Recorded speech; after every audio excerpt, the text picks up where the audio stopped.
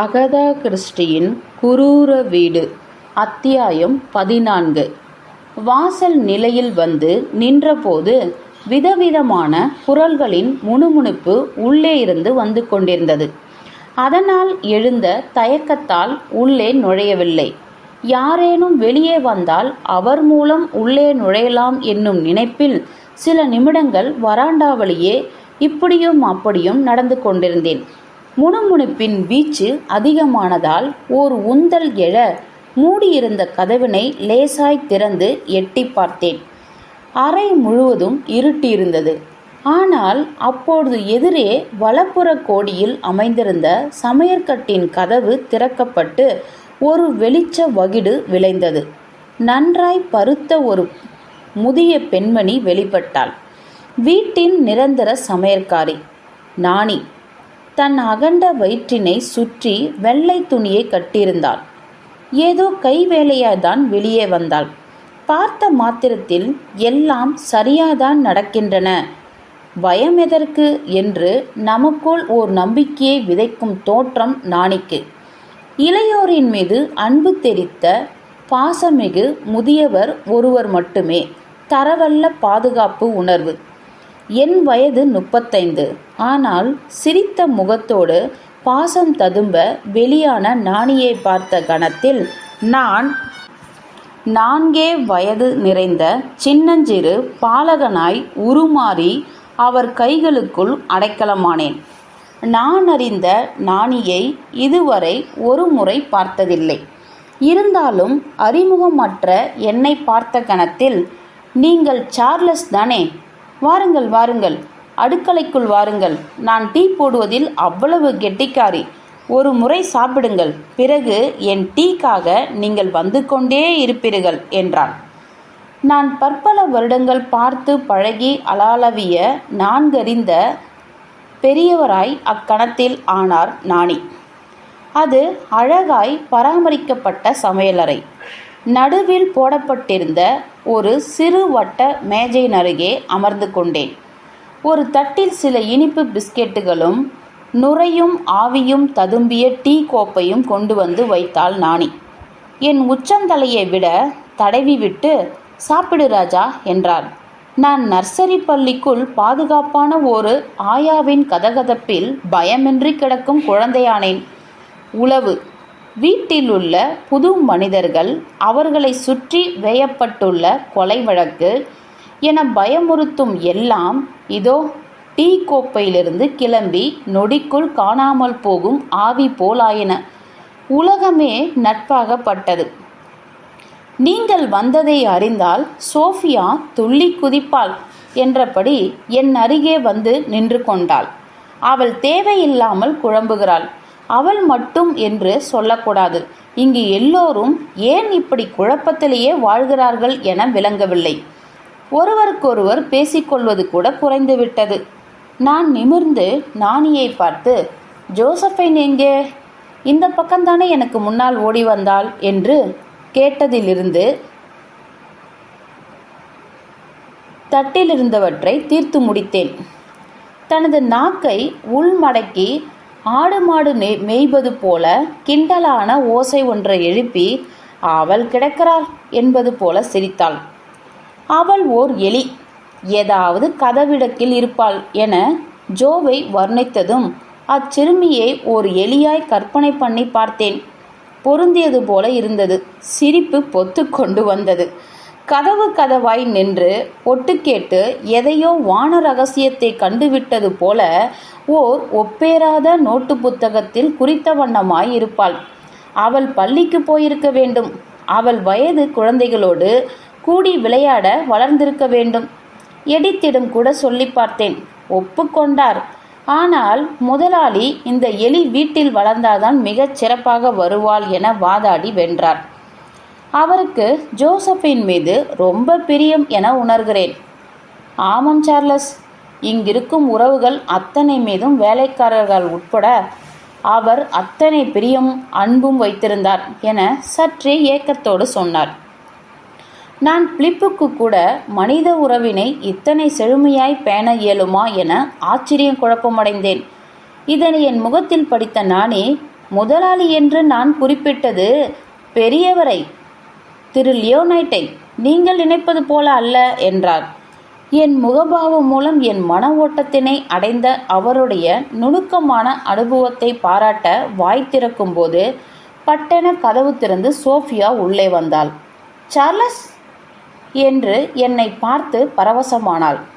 அதை நானிமா சார்லஸ் என்று அறிவித்து சற்றே தனித்து கொண்டாள். தெரியும் கள்ளி, உன் காதலன் அவர் என்றும் தெரியும் என்ற நாணி அவள் தோளை குத்தி காட்டி கேலி செய்தாள். சில பாத்திரங்கள் கரண்டிகளை அள்ளிக்கொண்டு அவற்றை கழுவ வெளியே உள்முற்றம் நோக்கி நகர்ந்தாள் நாணி. சமையலறை கதவினை காலால் எத்தி சாத்தியபடி சென்றாள். நான் எழுந்து போய் சோஃபியாவை சுற்றி கைவளையமிட்டு அவளை என்னோடு இறுக்கிக் கொண்டேன். என் நரம்புகள் முறுக்கேறின. சோஃபியாவை கட்டிக்கொண்டு இறுக்கத்தை தளர்த்தது. உயிரின் உயிரே, பார், உன் உடம்பு நில அதிர்வு காணும் கட்டிடம் போல விறுவிறுவென நடுங்குகிறது. கவனித்தாயா? ஏன் என்று கேட்டேன். அவளும் இன்னும் இறுக்கமாய் என்னை அணைத்து கொண்டாள். நான் பயத்தில் உள்ளேன் சார்லஸ். விட்டு ஒழி என்றால் மனதுக்கு விளங்கவில்லை. பயந்து கொண்டே இருக்கிறேன் சார்லஸ். விடு சோஃபி, நடப்பது நடக்கட்டும் என்று கொலை சம்பந்தப்பட்ட உரையாடலை முழுவதுமாக ஒதுக்கி தள்ளிய நான் ஆறுதலாய் பல வார்த்தைகளை சொன்னேன். கதைகளில் வரும் இறக்கை முறைத்த ராஜகுமாரனாக மட்டும் நான் இருந்தால் உன்னை அப்படியே அள்ளிக்கொண்டு என் இருக்க ஆன்மா பிடியை உதறி தள்ளி விலகியவள் அப்பொழுது அவளை கவர்ந்து பறக்க ஒத்துழைக்க மாட்டேன் என்பது போல மறுத்து தலையசைத்தாள். நடக்காது சார்லஸ். இந்த நெருக்கடியை நாம் வென்று கடந்தே தீர வேண்டும். அதுவரை சல்லாப காட்சிகளுக்கு இடமில்லை. இப்போதெல்லாம் ஓர் எண்ணம் என்னை வறுத்தெடுக்கிறது சார்லஸ் என்றவளை ரசமான காதல் ஸ்பரிசங்களை இப்படி உதறி தள்ளி மீண்டும் மீண்டும் கொலை பின்னணி பற்றியே பேசுகிறாளே என ஆதங்கமாய் பார்த்து நின்றேன். பேச பிடிக்கவில்லை. சொல்வதை சொல்லட்டும் என வெறுமனே நின்றேன். தொடர்ந்தாள். அந்த எண்ணம், அந்த உணர்வு, யாரோ ஒருவர், இந்த வீட்டிலுள்ள யாரோ ஒருவர், நான் தினமும் பார்த்து பேசி பழகி நம்பும் ஒருவர், நான் தினந்தோறும் உணவு பகிர்ந்து கொள்ளும் ஒருவர்தான் ஈவிரக்கமற்ற இக்கொலையை செய்துள்ளது என்ற எண்ணமும், விஷத்தை அளந்து தரும் திறனும் தைரியமும் உள்ள நபர் உளவும் வீடு இது என்னும் எண்ணமும் கம்பளி பூச்சியாய் என் மீது ஊறிக்கொண்டே இருக்கின்றன சார்லஸ். கட்டுப்பாடற்று தினம் தினம் பூதமாய் வளரும் இந்த எண்ணம் என்னுள் வெறுப்பையும் கோபத்தையும் அசூசையும் நிரந்தரமாக்கி வதைக்கின்றன. எனக்கு இதற்கு என்ன பதில் தருவது என விளங்கவில்லை.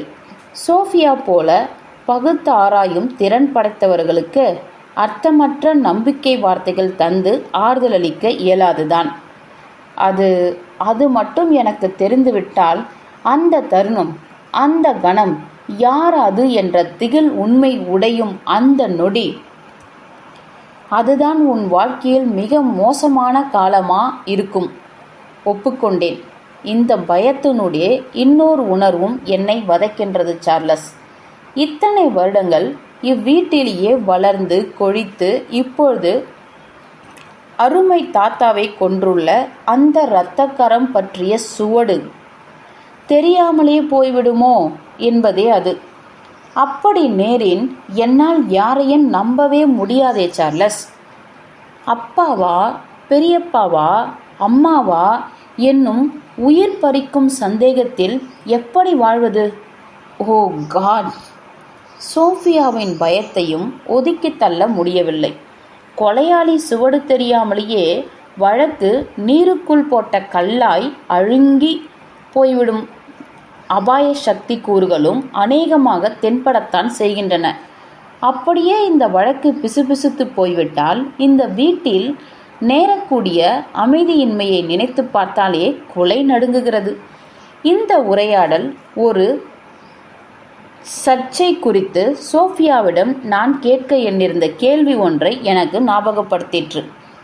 ஒரு சந்தேகம் சோஃபி என்று பின்வரும் ஐயத்தை கேட்டேன். எஸ்தரின் கண்மருந்து பற்றி இந்த வீட்டில் எத்தனை பேருக்கு தெரியும்? அதாவது உன் தாத்தாவிடம் அது இருந்தது என்றும் அது விஷத்தன்மை மிக்கது என்றும் கொஞ்சம் அதிக உட்கொண்டாலும் அவருடைய உயிருக்கு உலை வைத்து விடும் என்றும் எத்தனை பேருக்கு தெரியும்? புரிகிறது சார்லஸ். இந்த விவரத்தால் கொலையாளியை நெருங்கிவிட முடியுமா என முயற்சிக்கிறாய். உதவாது. எங்கள் எல்லோருக்கும் எஸ்தரின் தீவிரம் தெரியும். இருக்கலாம். மேலோட்டமாக நான் அறிய நினைப்பது ரொம்ப நுணுக்கமாக யார் யாருக்கு தெரியும் என்று. எல்லோருக்கும் நீ குறிப்பிடுவது போல நுணுக்கமாகவே தெரியும் சார்லஸ். ஒரு நாள் மதிய உணவு முடிந்த பிறகு குடும்பத்தினர் அனைவரும் தாத்தாவோடு தேநீர் அருந்த கூடியிருந்தோம். அவருக்கு அனைத்து மக்களும் அவரை சுற்றியே இருக்க வேண்டும். இல்லையென்றால் காஃபி டீ என்று அறிவித்து இருக்க செய்து விடுவார். அப்பொழுது அவர் கண்களில் அரிப்பு கொஞ்சம் வலுவாகி சிவந்தது. பிராண்டா எஸ்தரின் கொண்டு வந்து கண்களில் சில துளிகள் விட்டு செல்லும்போது துணை கமிஷனர் அந்த பாட்டிலை வாங்கி பார்த்தார். இப்படி சோஃபியா சொன்னதும், என்ன அப்பாவா? அவர் எப்பொழுது இங்கு வந்திருந்தார் என ஆடியே போனேன் நான். சோஃபியா லேசாய் ஆனால் அழகாய் சிரித்தாள். எத்தனை நாட்கள் கடந்துவிட்டன இப்படி ஒரு சிரிப்பு பூவை அவள் பால் முகத்தில் பார்த்து. உன் அப்பா இல்லை, எங்கள் வீட்டு துணை கமிஷனரை சொன்னேன். ஜோசப்பேன் என்ற நகைச்சுவையாய் பல நாட்களாய் நெஞ்சை நெருக்கி வந்து இறுக்கம் தளர சிரித்தோம். எல்லாவற்றையும் பற்றி விளக்கம் கேட்டு தள்ளும் வழக்கமுள்ள ஜோசப்பேன். பாட்டிலில் ஏன் கண்மருந்து அருந்தக்கூடாது என போட்டிருக்கிறது என்று கேட்டாள். தாத்தா தன் பேத்தியாக்கும் புத்திசாலித்தனமாக கேள்வி கேட்கிறது என வானுயர சந்தோஷம் கொண்டு பேத்தியை அருகில் அழைத்து விளக்கலானார். எனக்கு தினந்தோறும் ஊசி தரும் பிராண்டா தவறுதலாக ஒரு நாள் இன்சுலினுக்கு பதில் இந்த கண் மருந்தினை, இதன் பெயர் எஸ்தரின், இந்த மருந்தினை ஏற்றிவிட்டாள் என்றால் நான் நிரந்தர தூக்கத்துக்கு போய்விட வேண்டியதுதான். கண்ணுக்குட்டி, முகமெல்லாம் நீளம் பாய்ந்து மூச்சே நின்றுவிடும். வயதான காரணத்தால் என் இதயம் பலவீனமாகி விட்டது குழந்தை. ஆகவே தாமதிக்காமல் நான் இறந்து விடுவேன் என்றான். ஜோசப்பைன் மிக புதிதாய் ஒரு தகவல் அறிந்தவளாய் ஓஹோ என கண்களால் ஊளையிட்டாள் என்று சகஜமாய் பேசி வந்த சோஃபியா கூர்மையாய் பின்வரும் தகவலை தந்தாள். நாங்கள் அத்தனை பேரும் கேட்டுக்கொண்டிருந்தோம். சார்லஸ், கவனி. ஒருவர் பாக்கியில்லாமல் அத்தனை பேரும். புரிந்தது.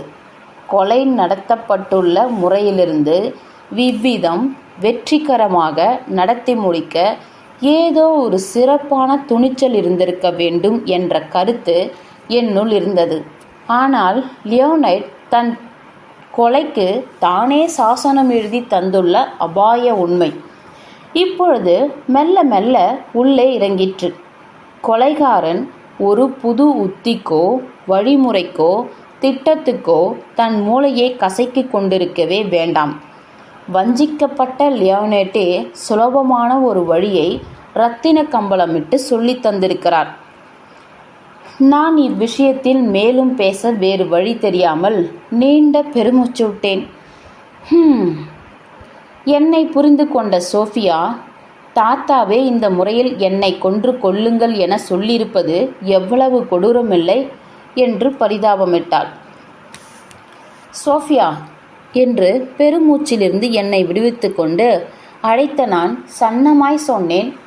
எனக்கொன்று இப்போது தோன்றுகிறது. நீ நினைப்பது சரிதான். பிராண்டா கொலை செய்திருக்க வாய்ப்பில்லை. ஒருவேளை பிராண்டா மாற்றி எஸ்தரினை தந்துவிட்டால் என லியோனைட் அத்தனை பேருக்கு கேட்கும்படி சொல்லிவிட்டதால் அதே முறையில் அவள் கொன்றிருக்க மாட்டாள் என்பது தர்க்கம் இல்லையா? தர்க்கமா இல்லையா என்பதெல்லாம் தெரியாது. சில விஷயங்களில் அவள் தகவல் கறக்க இயலா ஊமை கோட்டான். என்னால் இக்கருத்தை ஏற்க முடியவில்லை. போலீஸின் கிடுக்குப்பிடி இறுக்கிக் கொண்டே போகும்போது யாராலும் வாயடைத்து நிற்க முடியாது சோஃபியா என்றேன். பிறகு பிராண்டாவா இருக்காது என்று பொதுவாய் சொல்லிக்கொண்டேன். சார்லஸ், பிராண்டாவா இருக்காதா? இல்லை, பிராண்டாவா இருக்கக்கூடாதா? இதற்கு நான் என்ன பதில் சொல்வது? வாதம் செய்ய ஆரம்பித்ததே என்றால் பழையபடி உன்னை பிராண்டா வசியப்படுத்தி விட்டால், 5 வருடம் உன்னை பொத்தி பொத்தி வைத்தேனே, 5 நிமிடத்தில் பறிகொடுத்து விட்டேளே என்னும் ரீதியில் கோபத்தினை கைகளுக்குள் சென்று விடுவாள். மனம் ஒப்பாது சோஃபியாவை குளிர்விக்க, ஆமாம், பேஷாய், அது பிராண்டாவேதான் என சொன்னேன். என் மனதிலிருந்து இல்லாவிட்டாலும் வாயிலிருந்து ஸ்பஷ்டமாய் பிராண்டாவே என்று முதல் முறையால் நான் மொழிந்ததும், பிராண்டா இருக்கக்கூடாது என நான் ஒதுக்கி ஒதுக்கி வைத்து பார்த்த ஒரு பாரபட்சம் விலக்கியே போய்விட்டது. பிராண்டாதான் என நான் ஏன் சந்தேகிக்கக்கூடாது? பிராண்டா துணையேதும் இல்லாமல் ஒரு புறமும் அவளுக்கு எதிராய் ஒருங்கிணைந்து அடுக்கி வைக்கப்பட்ட லேனைட் குடும்பத்தாரின் எதிர்ப்பு பலம் மறுபுறமும் இருப்பதால் எனக்கு பிராண்டா மீது விளையும் பரிதாபமா, ஆதரவற்றவரின் மேல் எதிர்க்க திராணியற்றவரின் மேல் வரும் பச்சாதாபமா? இவைதான் அவளை கருணை கண் கொண்டு என்னை பார்க்க வைக்கின்றனவா? ஓ, இந்த வெறும் பச்சாதாபம்தான் கொலைகார பற்றியிலிருந்து பிராண்டாவை ஒதுக்கி வைத்தே பார்க்கும்படி என்னை உந்திக்கொண்டே இருக்கின்றதா?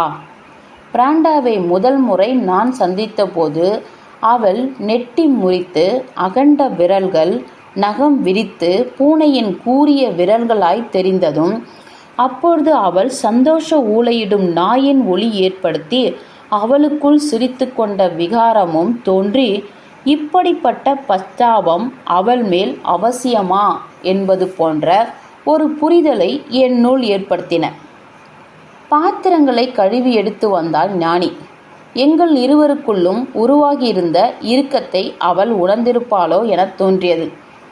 கொலை அல்லது கொலை பற்றி இது தவிர காதலர்களிடையே வேறு பேச்சே கிடையாதா? மறந்து தொலையுங்கள், அதுதான் சரி. போலீசிடம் விட்டு கை கழுவி விடுங்கள். கொலையாளி யார் என தலை குழம்புவது அவர்களின் பணி, அவர்கள் தலைவலி என்று அவள் சலித்து கொண்ட போது, நானி, இப்படி இருந்துவிடத்தான் முடியுமா? கொலையாளி இந்த வீட்டுக்குள்ளேயே நகமும் சதையுமும் கொண்டு உலவுகிறான் என்னும் உண்மையால் என்று ஆரம்பித்தாள் சோஃபியா. சோஃபியாவை நானி தொடரவிடவில்லை. முட்டாள் சோஃபியா, நிறுத்து, பேசாதே, அறைந்து விடுவேன். உன்னுடன் இனி பேச எனக்கு பொறுமை கிடையாது. அன்பு காதலன் ஆசை ஆசையாய் வந்துள்ளான். இப்பொழுதுமா உன் கொலைப்பாட்டு? வீட்டின் நிலை வாசல் எப்போதுமே திறந்துதானே இருக்கின்றது. சொல்லுடி. எல்லா கதவுகளும் யாரு வேண்டுமானாலும் வரலாம் போகலாம் என்னும்படி திறந்துதானே கிடக்கின்றன.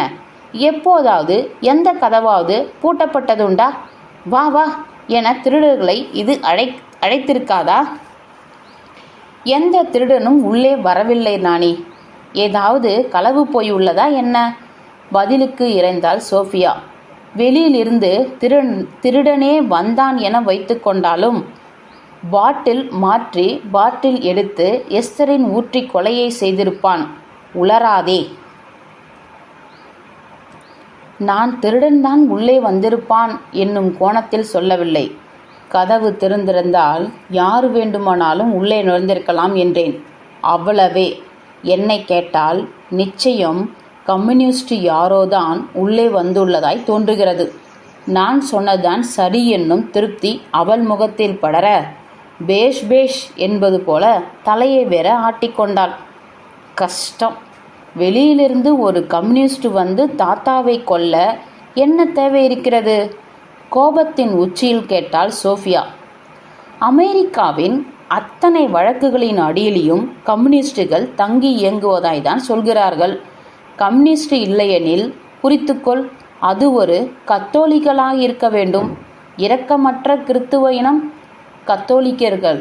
அந்த வார்த்தைகளை உதிர்த்துவிட்டு வெறுப்பேறியவளாய் அடுக்கலையின் உள்ளே எங்கேயோ போய் மறைந்தாள். கொலையை பற்றியே பேசி குழம்ப வேண்டாம் என நாணி அறிவுறுத்தியதில் உடன்பட்ட நான், கம்யூனிஸ்டு, கத்தோலிக்கு என இனம் என்றெல்லாம் அலறியதை பார்த்து சிரித்தேன். லியோனைட் ஒரு கிறித்துவ புரொட்டஸ்டன்ட் இனம். நாணியும் அப்படியே இனவெறியில் பேசியுள்ளாள்.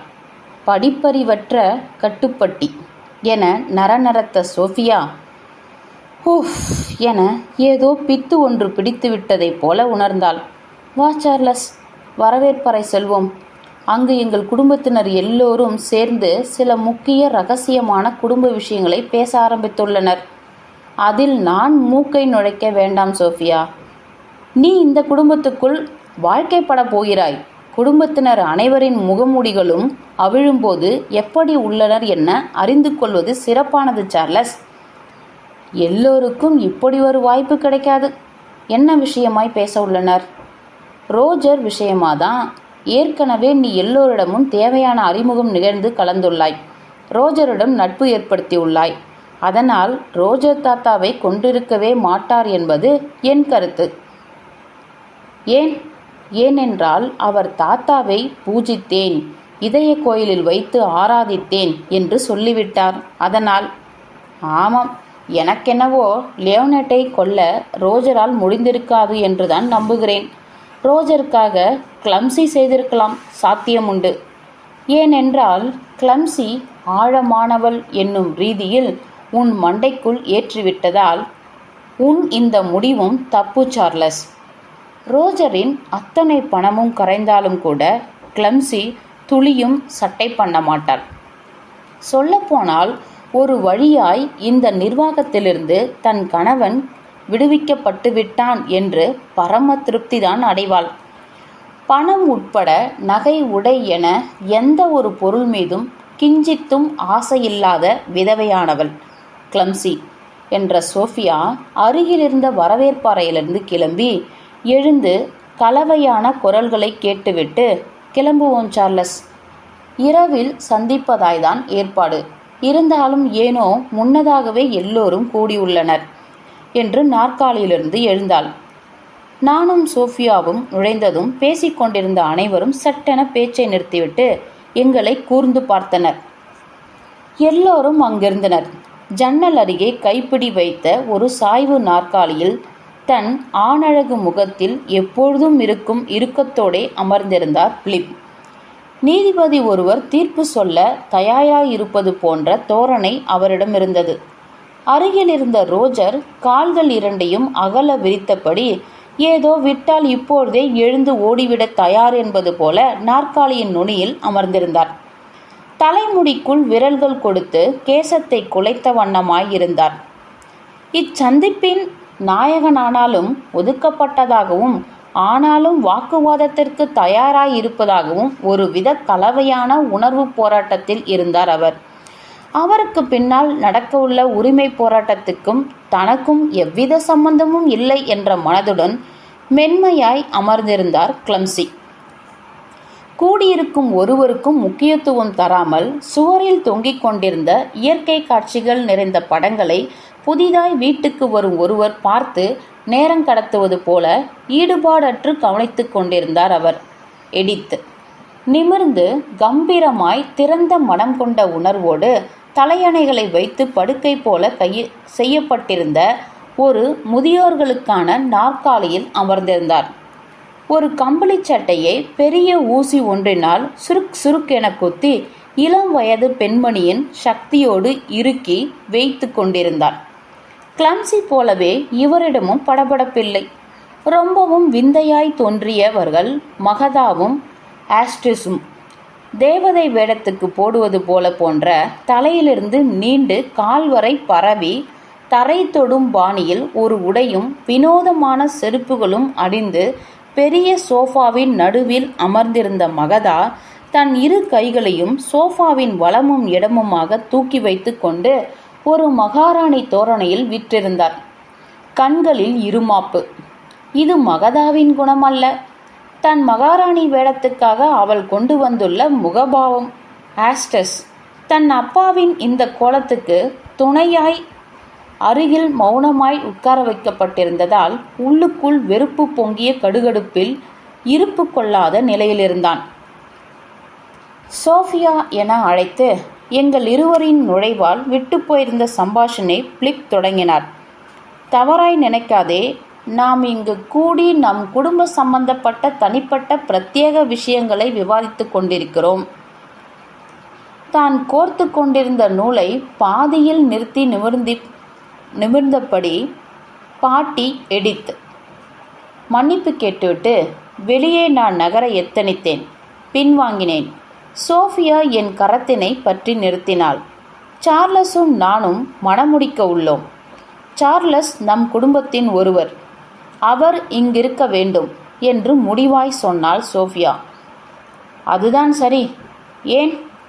சார்லஸ் இங்கிருந்தால் என்ன தப்பு என்று ஸ்பிரிங்கிலிருந்து விடுபட்டது போல தன் இருக்கையிலிருந்து எழுந்தார் ரோஜர். தன் குணாதிசயப்படி பரபரத்தார். நான் பலமுறை சொல்லியிருக்கிறேன் பிலிப், நாம் பேசப்போகும் விஷயத்தில் எந்த ரகசியமோ பிரத்யேகத்துவமோ கிடையாது. இதுபோல சொல்லி சொல்லி போலீஸுக்கு சந்தேகத்தை வளர்த்து விடாதே.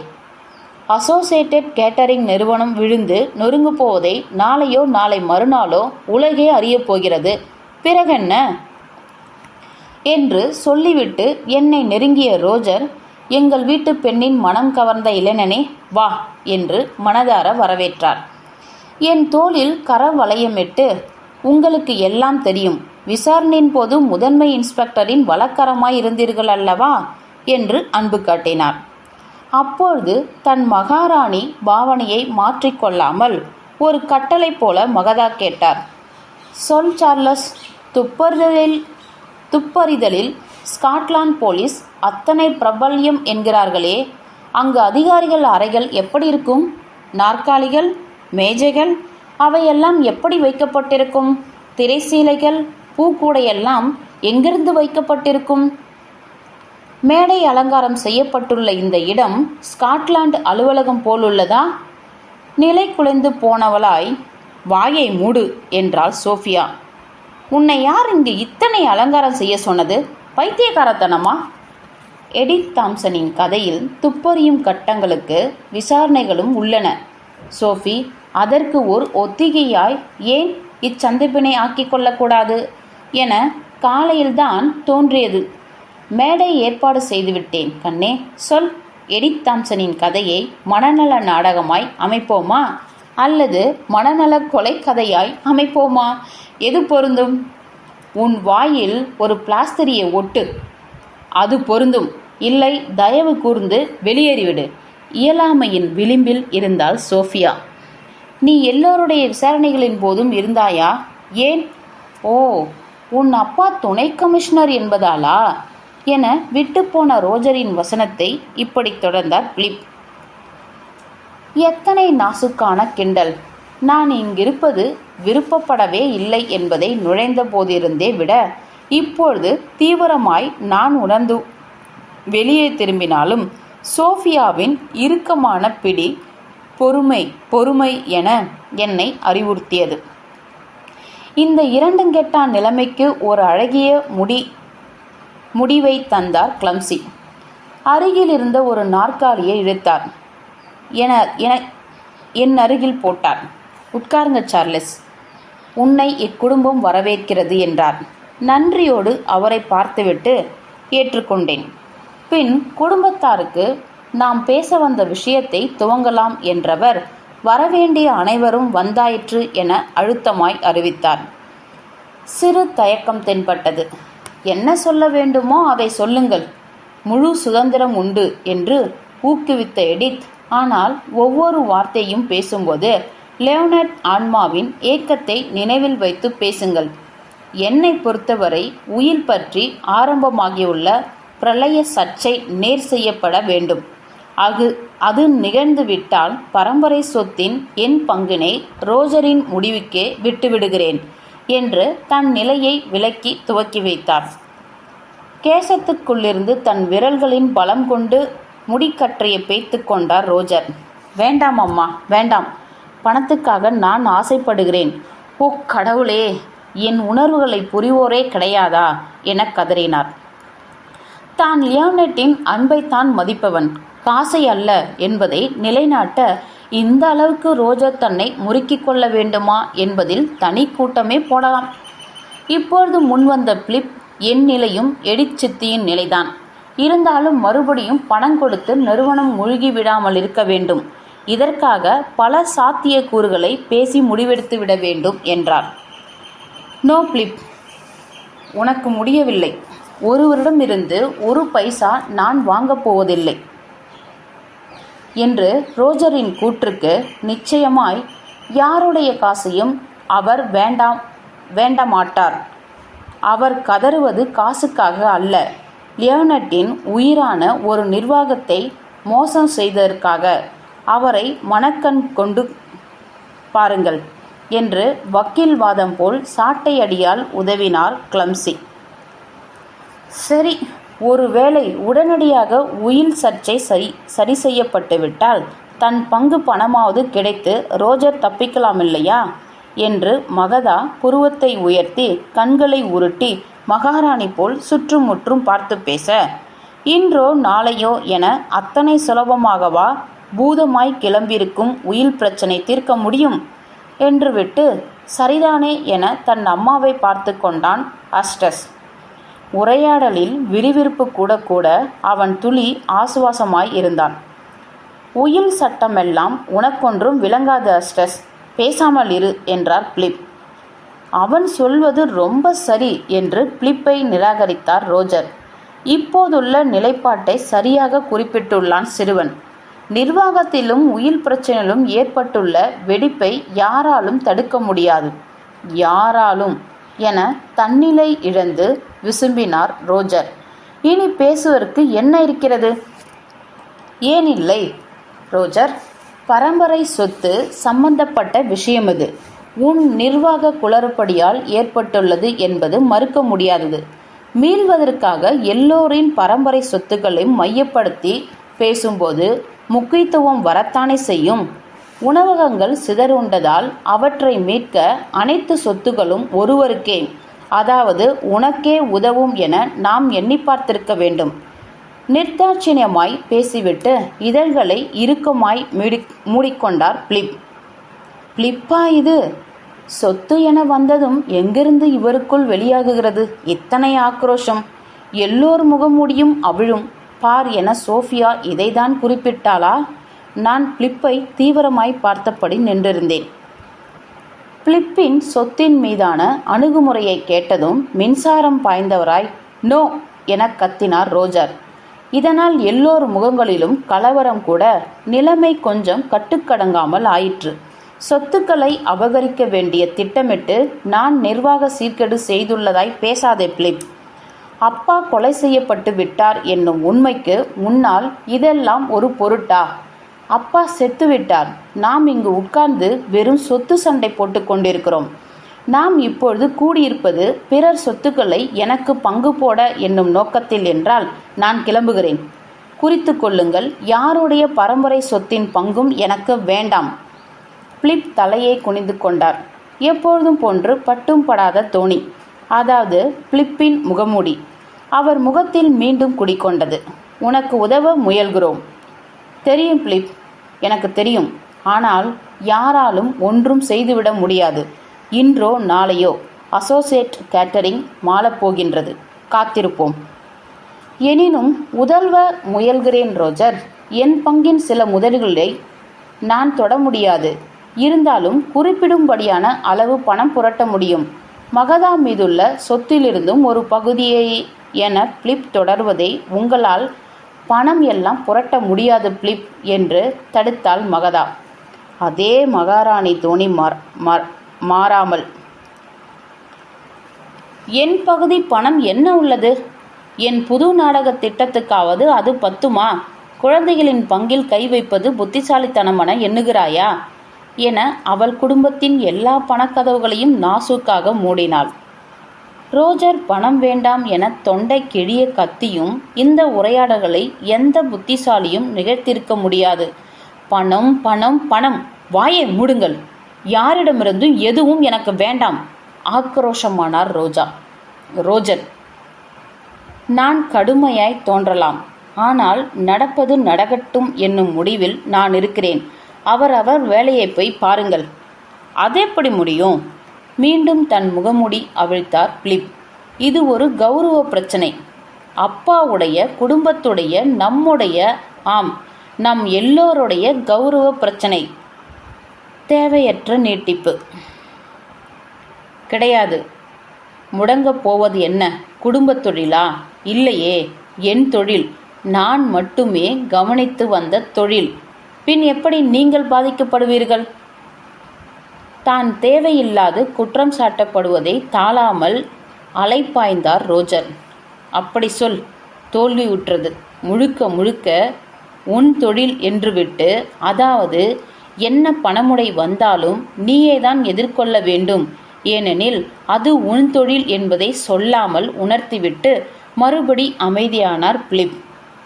ரோஜர் பணம் வேண்டாம் என்று சொல்லிக்கூட பிலிப் பணம் பற்றி மட்டுமே குறியாய் பேசுவதால் இனி வேறொரு முன்னேற்றமும் இருக்காது என கணித்த எடித் இவ்விஷயத்தை வேண்டிய மட்டும் பேசியாயிற்று என நினைக்கிறேன்.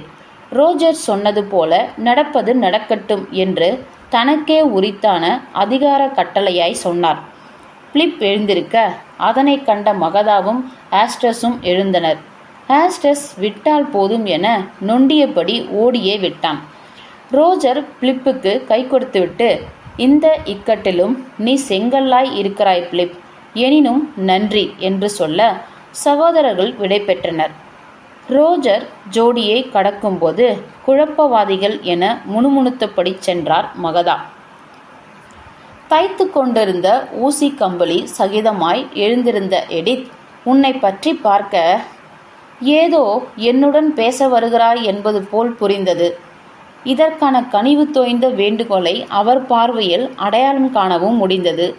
இருப்பினும் கன நேரத்தில் தன் முடிவினை மாற்றிக்கொண்டு, உன்னிடம் ஒரு கணிப்பை சொல்ல நினைத்தேன், இப்பொழுது அது இயலவில்லை என்று பார்வையால் உணர்த்திவிட்டு எல்லோருடனும் கலர்ந்து வெளியேறிவிட்டார். கிளம்சி மட்டும் உடனடியாய் வெளியேறாமல் அதிரவே அதிராது எழுந்து ஜன்னலில் போய் தோட்டத்தை பார்த்தபடி நின்று கொண்டார். நானும் போய் விசாலமான அந்த ஜன்னல் அருகே அவருக்கு அடுத்து நின்று கொண்டேன். கழுத்தை திருப்பி என்னை பார்த்தார். ஒரு வழியா பேச்சுவார்த்தை முடிந்தது என்றவர் சுவர் முழுவதும் எங்கு பார்த்தாலும் தொங்கும் படங்களோடு, என்ன அறை இது என்று இந்த அறையை ரசனை குறைத்து எடை போட்டார். உங்களுக்கு பிடிக்கவில்லை போல? அது மட்டுமல்ல, அத்தனை படங்களும் ஈரித்துள்ளன. காய்ந்த மலர் வாசம், தூசு, அவற்றால் உண்டாகும் நெடி மூச்சு விட முடியவில்லை. கிளம்சி இந்த அறைக்கு வந்ததே இல்லை போலும். நாடக மேடை போல வீட்டுக்கு தேவையற்று இங்கு மிகுந்துள்ள அலங்காரங்கள் அவருக்கு ஏற்புடையதாய் இல்லை என்பது விளங்கிற்று. இது ஒரு நாடக ஒத்திகை தளம், அப்படித்தான் ஆக்கியிருக்கிறார்கள் மகதாவுக்காக என்று என்னை நேராய் பார்த்து கிளம்சி, இப்பொழுது நடந்ததே குடும்ப விவாதங்கள், அவை கூட ஒரு நாடகமாய் உங்களுக்கு தோன்றவில்லை? மகதாவின் ஏற்பாடு. அவள் குடும்பம் பணம் தராது என்பதை பறைசாற்ற இந்த நாடகம். அவள் உடையை பார்த்தீர்களா என்று கழுக்கென சிரித்தார். யார் இவர்களை உதவி கேட்டது? உதவி கேட்டு வந்துவிடக்கூடாது என்று இதோ இப்பொழுது அரங்கேறிய நாடகம் மூலம் ஒரு பெருஞ்சுவரை எழுப்பிவிட்டனர். முட்டாள்கள்! பேச ஒன்றுமே இல்லை சார்லஸ், எல்லாம் முடிந்துவிட்டன. ஏன் இவர்களுக்கு புரிய மாட்டேன் என்கிறது? பிலிப் குடும்பத்தின் அணுகுமுறை குறித்து விவரிக்க இயலா விரக்தி அவர் குரலில் இருந்தது. கூடவே ஒரு முழு திருப்தியும் மிளிர்ந்தது. இப்படி ஒரு வினோத உணர்வு கலவை அவர் முகத்தினில் வெளிப்பட அதை நான் புரிந்து கொண்டதை உணர்ந்தவர், ஆமாம் சார்லஸ், நாங்கள் இருவரும் விடுதலை அடைந்து விட்டோம். அதனால்தான் மிக திருப்தியாக அமைதியாக உள்ளேன். இப்பொழுது கவனித்திருப்பீர்களே, வாயை திறந்தேனா மூச். செத்த பாம்பை அடித்த என்ன லாபம்? இத்தனை நாட்களாக, இல்லை இல்லை வருடங்களாக ஒரு மனோநோயாளியாகவே ரோஜர் தெரிந்திருக்கிறார் என இப்பொழுதாவது புரிகிறதா? ஆடு மாடு வளர்த்து சிறிய குடும்பமாய் வாழ்ந்து நாட்கள் ஓட அன்றாடம் ஏதோ ஒரு வரவு வந்தால் போதும் என்பது ரோஜரின் கனவு. பொறுப்புகள் கூடாது, அவற்றை வெற்றிப்படுத்த அவரால் முடியாது. அதுதான் ரோஜர். அவர் அப்படித்தான். என்ன செய்வது? இருந்தாலும் தன் அப்பா சொன்னதை சிரமேல் கொண்டார். இக்குடும்பத்தில் எல்லோரும் அப்படித்தான். இதில்தான் தவறு நடந்தது என்று நிறுத்திவிட்டு ஜன்னல் வழியே அடிவானத்தின் எல்லையை ஊடுருவி பார்த்தார். தொடர்ந்தார். குடும்பங்கள் அடங்கிய குடும்பம் இது. இதை கொண்டு செலுத்துவதில் தவறு நடந்துள்ளது. கூட்டு குடும்பத்தை நான் குறையாகவோ அல்லது என் மாமனார் அனைவரின் மீதும் ஆதிக்கம் செலுத்தி சவாரி செய்தார் என்றோ சொல்ல வரவில்லை. அவர் அப்படி செய்யவும் இல்லை. பணபலத்தோடு முழு சுதந்திரம் தந்திருந்தார். எங்கள் மீது உயிரை வைத்திருந்தார். இதனால் குடும்பத்தினரும் பெரியவர் மீது உருகியே வாழ்ந்து வந்தனர். இதில் என்ன தவறு இருக்கிறது?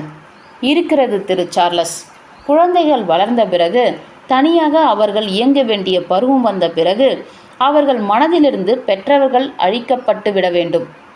இதை கேட்க ஜீரணிக்க முடியாமல் இருந்தாலும் வளர்ந்த பிள்ளைகளிடமிருந்து நாம் நழுவிவிட வேண்டும். அவர்கள் நம்மை மறக்கும்படி செய்துவிட வேண்டும் என்பது அவசியம். பாசம் அழிக்கப்பட்டு விட வேண்டும் என்று அவசியமில்லை. நம் குறுக்கீடுகள், அது ஆலோசனையாய் இருந்தாலும் சரி, ஆட்சேபிப்பதாய் இருந்தாலும் சரி, அறுபட்டு விட வேண்டும். இதுதான் சார்லஸ், இதுதான் ஆபத்தற்ற முழு சுதந்திரம். மறுக்கும்படி பிரிந்து விடுவதா? மூர்க்கத்தனமாயில்லை? இது நல்ல விளைவுக்கு பதிலாய் கெட்ட விளைவை ஏற்படுத்திவிட்டால்? ஏற்படுத்தாது. இந்த அளவுக்கு லியோனைட் இக்குடும்பத்தின் ஒரே ஓர் அச்சாணியாய் விளங்காமல் இருந்திருந்தால் என கிளம்சி ஓரிரு நொடிகள் நிறுத்த, மற்றவர்கள் அவர் இல்லாவிட்டால் வாழ்வே இல்லை என்னும் அளவுக்கு போகாமல் ஒவ்வொருவரும் ஓர் அச்சாணியாய் இருந்திருப்பார்கள் என நான் முடித்து கொடுத்ததில் இருவருக்கும் மகிழ்ச்சி. மிக சரி என்பது போல திருப்தியாய் சிரித்தார் கிளம்சி. ரோஜர் இப்படி அப்பா அப்பா என வசியப்பட்டிருப்பதே மாமனார் பொழிந்த அதீத பாசத்தால் தான். லியோனைட் ரோஜர் பூஜித்தார். அப்பா என்ன செய்ய சொன்னாலும் செய்துவிட வேண்டும். இதுதான் அவரின் ஒரே குறிக்கோள்.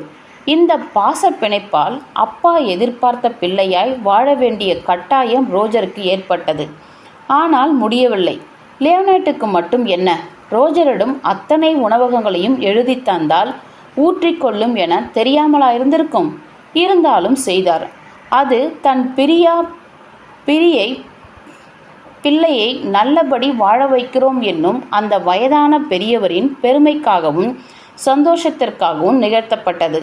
அப்பாவின் அடிவொற்றி வெற்றி காண பாவம் ரோஜரும் அலாதியாய் உழைக்கத்தான் செய்தார். என்ன பலன்? உழைத்தால் போதுமா? சாதுர்த்தியம் வேண்டாமா? நிறுவனம் நடத்துவதென்றால் சாணக்கியத்தனமில்லாமல் வெறுமனே உழைத்து கொண்டே இருந்தால் மண்ணைத்தானே கவ்வ வேண்டும். அதுதான் இப்பொழுது நடந்துள்ளது. லியோனைட்டின் சாணக்கியத்தில் 1% சார்லஸ், ஒரே 1% கூட ரோஜருக்கு கிடையாது. சொந்த தொழிலில் இவர் ஒரு தண்டம், வீண். இதுதான் உண்மை. இந்த நிதர்சனம் அவர் இதயத்தை உடைத்து போட்டது. தினம் தினம் நொடிக்கு நொடி மனநோய் கண்டவர் போல ஆகிவிட்டார். உணவக சங்கிலி நாளுக்கு நாள் அதாள பாதளத்துக்கு சென்று நஷ்டம் ஏற்படுவதை பார்க்க சகிக்காது ஏதேனும் புதிய உத்தியை கையாள்வார். இது நிலைமையை இன்னும் மோசமாக்கி தரும்.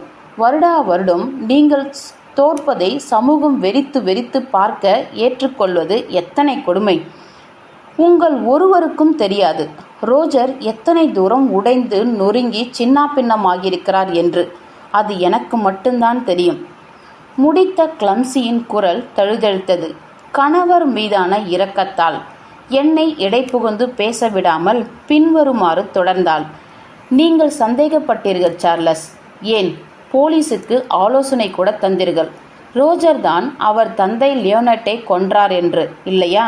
பணத்துக்காக அந்த ஆலோசனை எத்தனை அபத்தமானது, கோமாளித்தனமானது.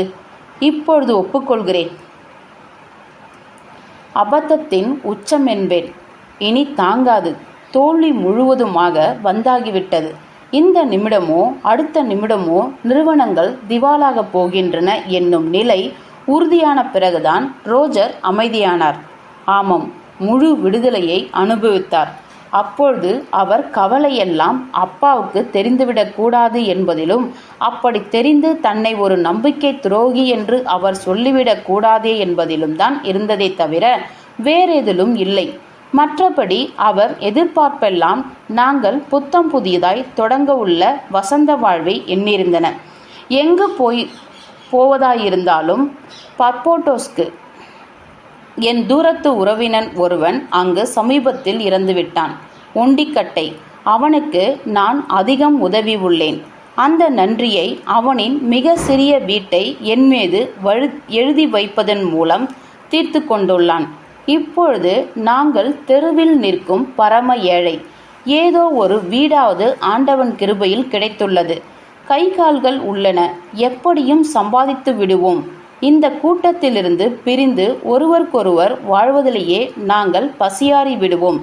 நிம்மதியாய் பெருமூச்சு விட்டு தொடர்ந்தார். ரோஜருக்கு என்னை பற்றி, நான் ஏழ்மையில் உள்ளது பற்றி நெஞ்சு முட்ட ஆதங்கம். பணம் பணம் என்று லியோனட்டின் கருத்து ஒரு விஷமாய் ரோஜருக்குள் இறங்கியுள்ளது. பண பேராசை ரோஜருக்கு இல்லாவிட்டாலும் நான் பண போஷாக்கு பெற்று வசதியாய் வாழ வேண்டும் என்ற அர்த்தமற்ற ஆசை உண்டு. என் முதல் கணவனுடனான வாழ்க்கையில் நான் மிக ஏழ்மையில், ஆனால் அதை ஒரு பொருட்டாய் மதிக்காமல் சந்தோஷமாகத்தான் வாழ்ந்தேன். அப்போதெல்லாம் அதை பாராட்டி எத்தனை மனோதிடத்துடன் உங்களுக்கு என்றெல்லாம் பேசிய ரோஜர் அதே நிலையில் இவரோடு நான் இருப்பதை ஏற்றுக்கொள்ள மறுக்கிறார். அபத்தம். இருந்தாலும் ரோஜர் ஒரு குழந்தை மனம் கொண்ட வெகுளி. இதனாலேயே இவரை நான் நெஞ்சின் அடிவரை இறுக்கிக் கொண்டேன். கண்களை மூடிக்கொண்டார் கிளம்சி. விதிவசத்தால் இரண்டாவது கணவன். அவரின் உணர்வுகளை என்னால் புரிந்து கொள்ள முடிந்தது. ஆகவே ஏதும் பேசாமல் அமைதியாயிருந்தேன். ஒரு நிமிடமாயிற்று. அவர் மீண்டும் கண்விழிக்க, பணம் என் விரோதி சார்லஸ். எனக்கு பிடிக்காத வஸ்து. பணத்துக்காக நான் என் மாமனாரை கொல்ல நியாயமே இல்லை. அவர் சொன்னதில் பொதிந்துள்ள உண்மையை ஆழ உணர்ந்தேன். பணத்தால் ஈர்க்கவே படாத சொற்பமான சில உயிர் ஜென்மங்களில் ஒருவர் கிளம்சி. இருந்தாலும் யாராயிருந்தாலும் பணத்தின் அபரீத பலத்தால் ஆட்கொள்ளப்படலாம் என தோன்றியது. ஐயத்தை விட்டு வைக்காமல் கேட்டேன், சரியான விதத்தில் செலுத்தப்பட்டால் பணம் சாதனை புரியும் இல்லையா? உங்கள் விஷயத்தில் மிகுதியாய் கிடைக்கும் பணம் உங்கள் உயிரான அதிக பணம் விழுங்கும் அணு ஆராய்ச்சிக்கு அனுசரணையாய் இருக்குமே. தன் ஆய்வு மீது கண்மூடித்தனமாய் ஆசை நிரம்பியவராய் இருப்பார் என எனக்கோர் எண்ணம் இருந்தது. அதை தகர்க்கும் வண்ணம் பேசினார் அவர். ஆய்வுக்காக கிடைக்கும் அறக்கட்டளை பணமெல்லாம் அதிக உதவி ஏதும் செய்துவிடாது திரு சார்லஸ். அவை பெரும்பாலும் தவறாகத்தான் பயன்படுகின்றன. விளங்கவில்லை திருமதி ரோஜர். தவறாக என்றால் சொல்கிறேன். ஆய்வின் மீது அதிக ஈடுபாடும் வீட்டிலும் ஆய்வகத்திலும் சந்தோஷ மனநிலையும், இந்த ஆய்வை முடித்தே தீர வேண்டும் என்னும் அக்னி குஞ்சும், 24 மணி நேரமும் ஆய்வே கதி என உள்ளவர்களுக்கு வேண்டுமானால் பணம் உதவலாம். நான் அப்படிப்பட்டவள் அல்ல. மேலும் ஆய்வில் நாம் நினைப்பதெல்லாம் நடந்துவிடாது. இப்படியெல்லாம் வேலை செய்யும் என நினைத்து நாம் செலவழித்து செய்யும் இயந்திரங்களும் உபகரணங்களும் ஆய்வுகளும் கடைசியில் நாம் கற்பனை கூட செய்திராதபடி எங்கோ போய் நின்று தொலைக்கும். பண விரயம்தான் மிஞ்சும். பர்படோஸ் போவதானால் வேலையை விட போகிறீர்களா? இப்பொழுது சென்று கொண்டிருக்கிறீர்கள் என நினைக்கிறேன். அங்கிருந்து லண்டன் வந்து பணியாற்றுவதெல்லாம் இயலாதது. ஆனால் தனிமையில் இருப்பது எனக்கு பிடிக்காது. எனவே அங்கு வேறு வேலையில் சேர்ந்து விடுவேன் என்றார். ஏற்பட்டுள்ள குளறுபடியெல்லாம் விரைவில் தேர்ந்து நாங்கள் கிளம்பினால்தானே இதை பற்றி யோசிக்க வேண்டும். விரைவில் முடியும் திசையில் வழக்கு நகர்கிறது. தினம் ஒரு முடிச்சு. கிளம்சி என அழைத்த நான், யார் இக்கொலையை செய்திருப்பார்கள் என ஊகமே இல்லையா? நீங்களும் ரோஜரும் இல்லை என்னும் பட்சத்தில் உங்களின் நிதானமும் புத்தி கூர்மையும் இணைத்த அனுகூலத்தால் நிச்சயம் உங்களுக்குள் ஓர் யூகம் இருக்கத்தான் வேண்டும் என்று கேட்டேன். என்னை மட்டும் புள்ளி வைத்து பார்ப்பது போல பார்த்தார். பதில் சொல்லும்போது இத்தனை நேரம் இருந்த சரளம் தடைப்பட்டு இருந்தது. தனக்கு தேவையற்ற மற்றும் லஜ்ஜை ஏற்படுத்தும் விஷயமிது என்பது போல் பேசினார். யூகங்கள் தவறு சார்லஸ். அவை முறையற்றவை. பிராண்டாவும் லாரன்ஸும் தான் இப்போதைக்கு சந்தேகத்துக்கிடமானவர்கள் என்று வேணுமானாலும் சொல்லலாம். அவர்கள் செய்திருப்பார்கள் என்று கருதுகிறீர்களா?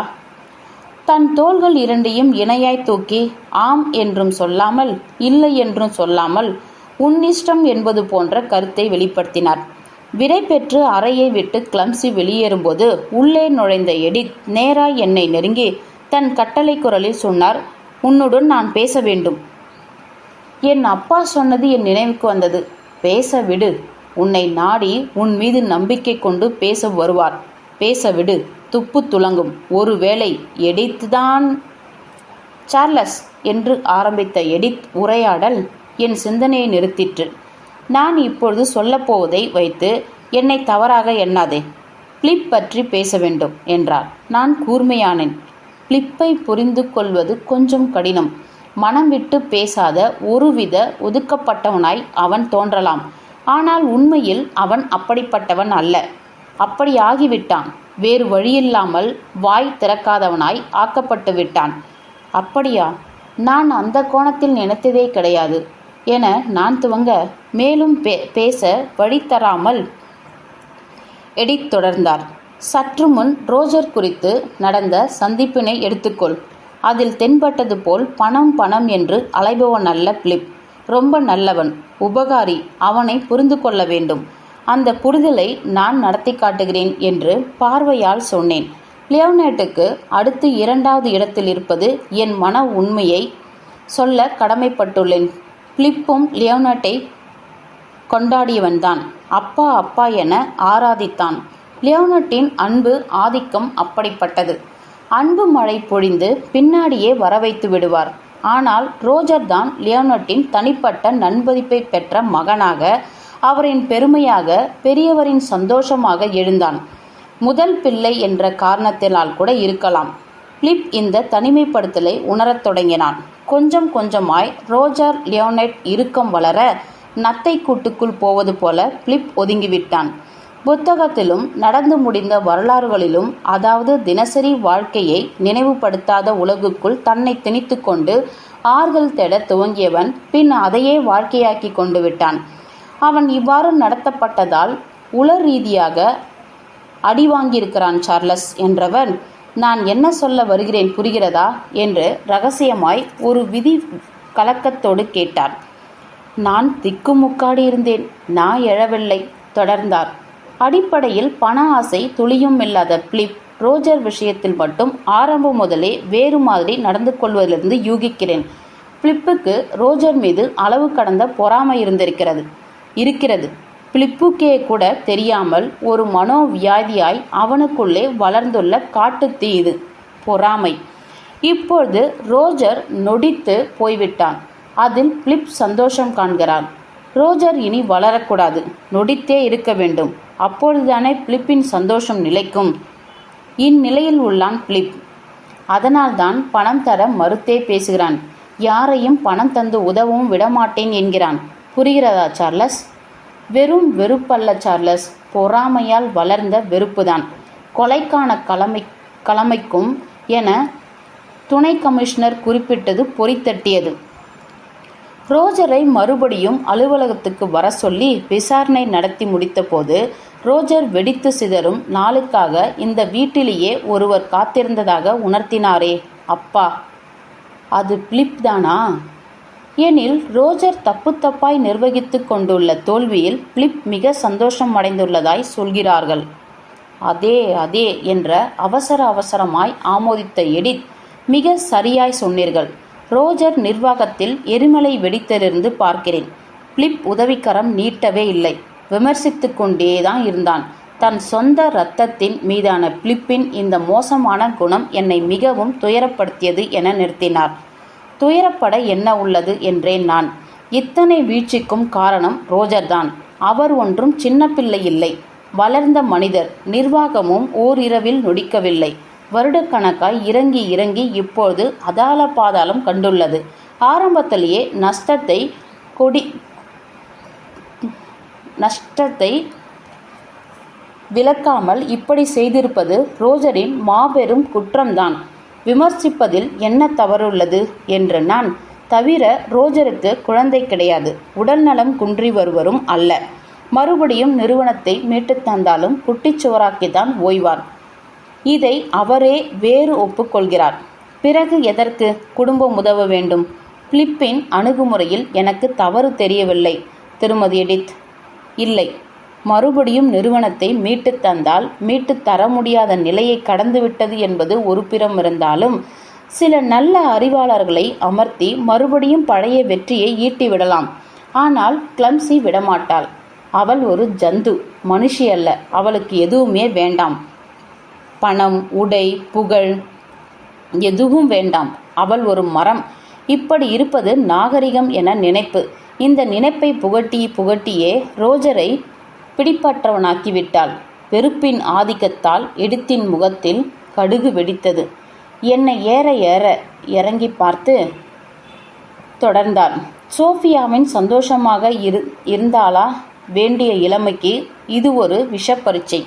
கவலையிலையும் பயத்திலையும் இப்படியா அவள் இளமை மங்க வேண்டும்? சார்லஸ், இக்குடும்பத்தில் நான் என் உயிரை பொறுத்து உள்ளேன். எல்லோரையும் அவ்வளவு நேசிக்கிறேன். அன்று ரோஜர், பிலிப், இன்று சோஃபியா. ஜோசப்பைன், ஆஸ்டஸ், பார்த்து கொண்டே இரு. சோஃபியாவின் குழந்தையும் வளர்ப்பேன்.